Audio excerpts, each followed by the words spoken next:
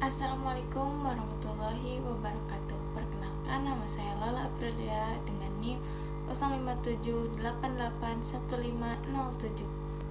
Untuk yang pertama, saya akan menjelaskan tentang perbedaan proses adopsi dan difusi inovasi pertanian. Untuk yang pertama, adopsi inovasi ada sebagai proses perubahan perilaku pada diri seseorang setelah menerima inovasi yang disampaikan penyuluh.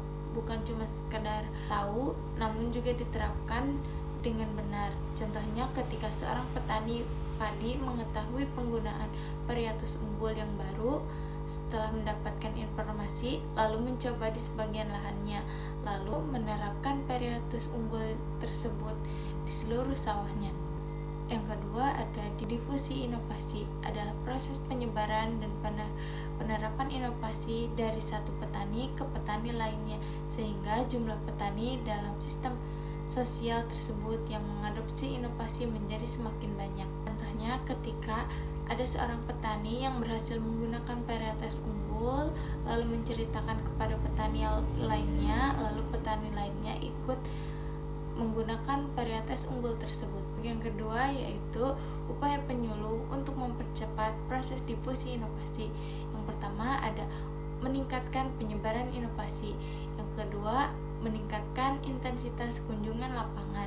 Yang ketiga, mengembangkan kelompok tani. Tiga, ada penyuluhan partisipatif.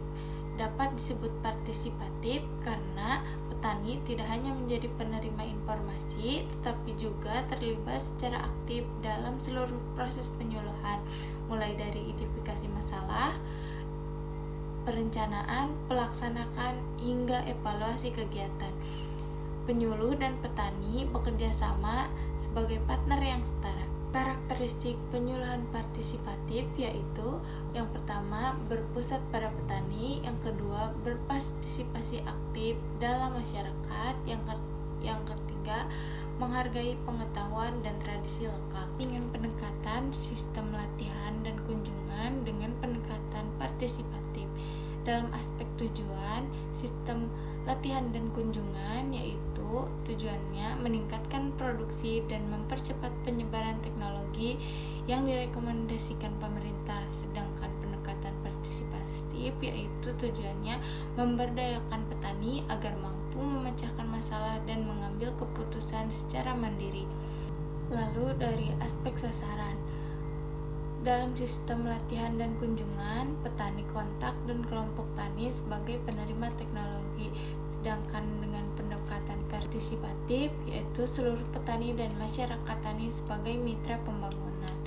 Dari aspek organisasi, sistem latihan dan kunjungan yaitu bersifat terpusat, sedangkan dengan sistem pendekatan partisipatif yaitu bersifat desentralisasi.